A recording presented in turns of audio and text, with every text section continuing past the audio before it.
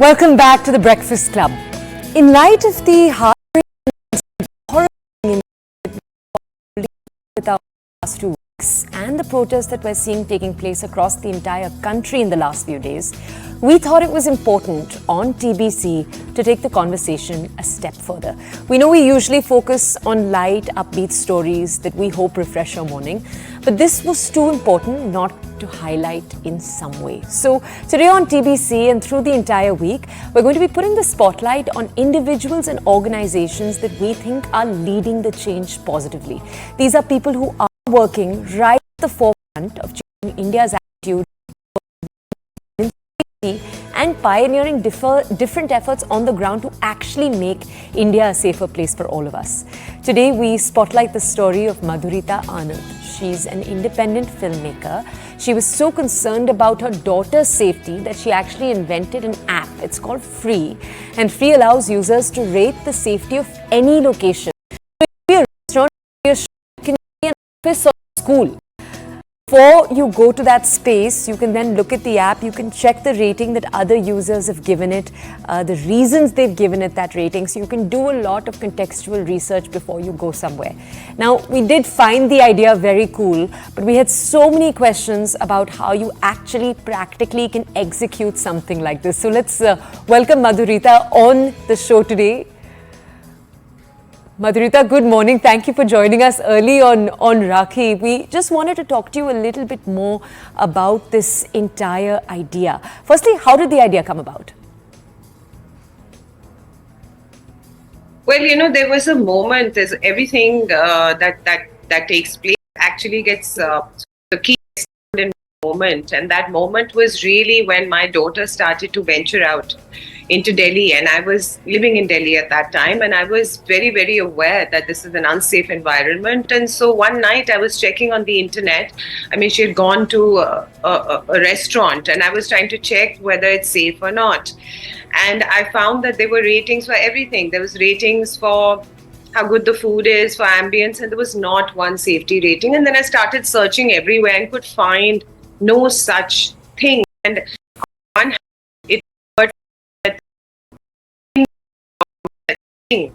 thing because everything else is valuable but women's safety, and that's when I decided, I said, I've got to do this, I've got to do safety ratings, but of course before that incident, many other things that happened, which is why I was worried. I personally was attacked. I know a lot of women who've been attacked, and one is aware of the amount of unsafe incidents that women go through at all levels, whether it's the workplace, whether it's the street, whether it's any place at all.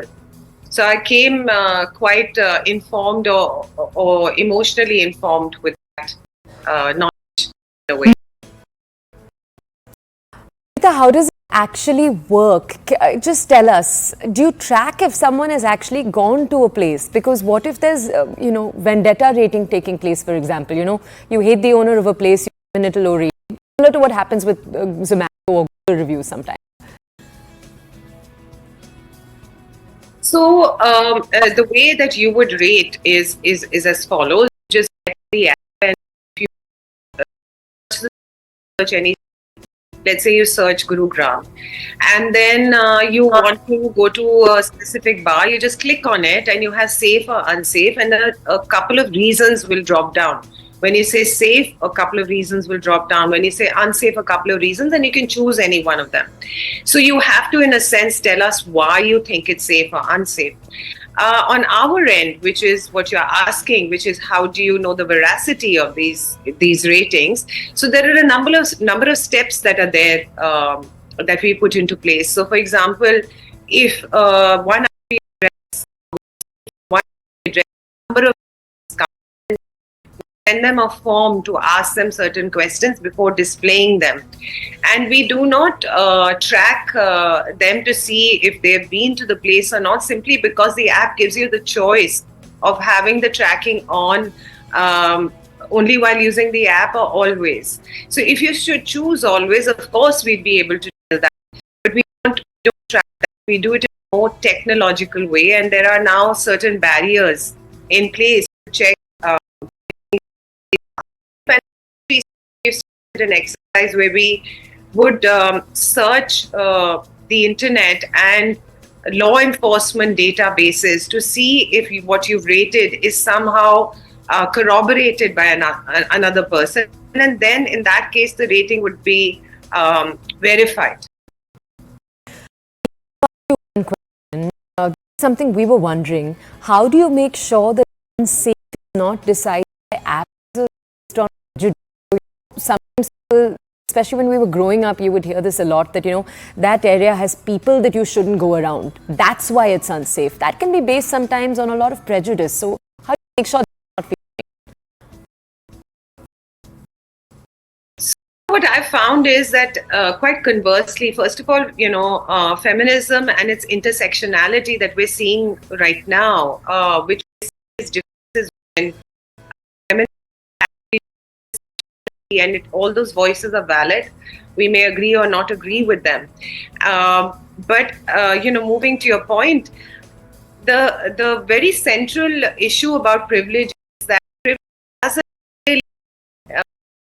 kink that they can't get past an unsafe situation. So we have our drivers, we have our guards, and we have everything in place to keep us safe. And in a sense, we're in a bubble. But there are a whole lot of women who do not have that choice. And they are the ones who gravitate to the app. And in fact, when we start the app,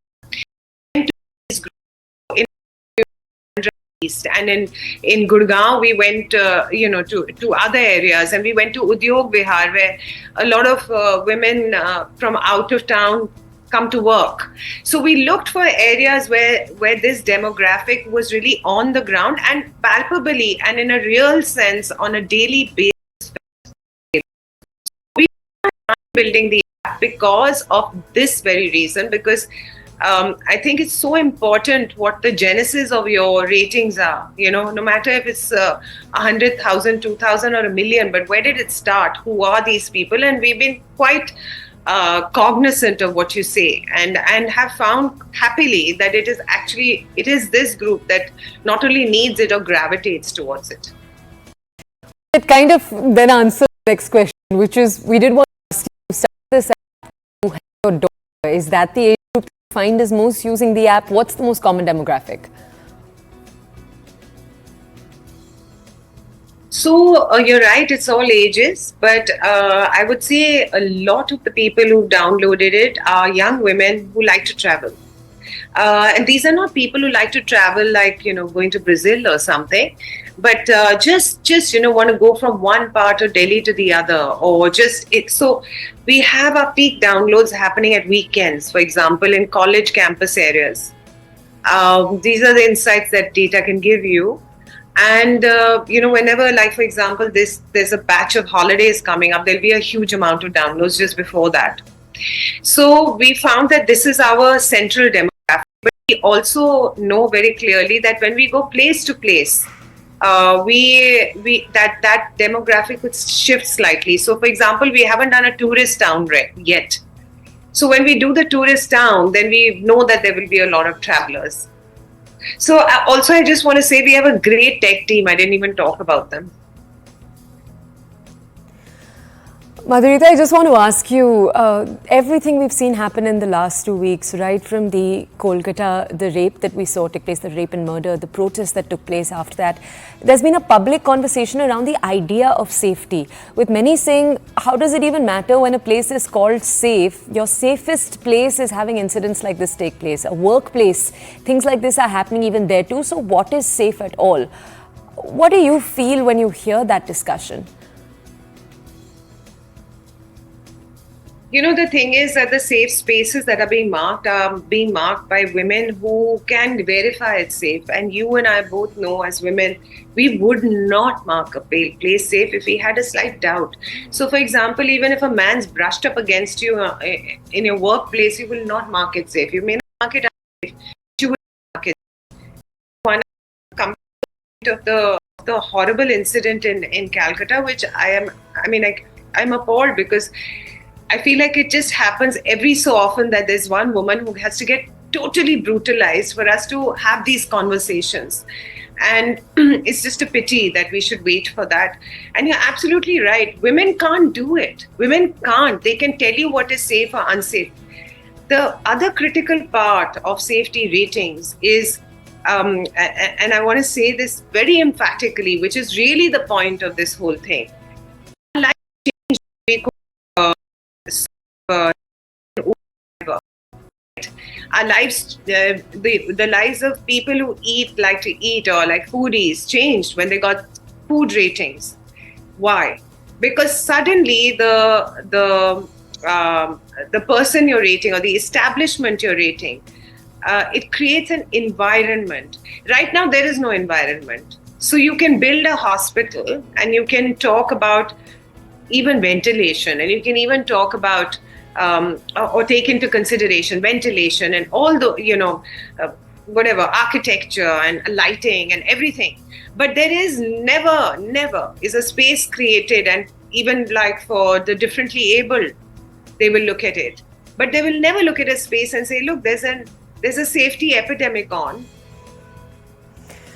Okay, but then I do want to ask you, Madhurita, if there is an office, if we open your app, for example, and we see offices that have unsafe ratings on the app, or schools that have unsafe ratings on the app, does the app itself do anything about that? Restaurants is one thing, but workplaces, schools, if they're receiving low ratings, do you as the owner of the app do anything?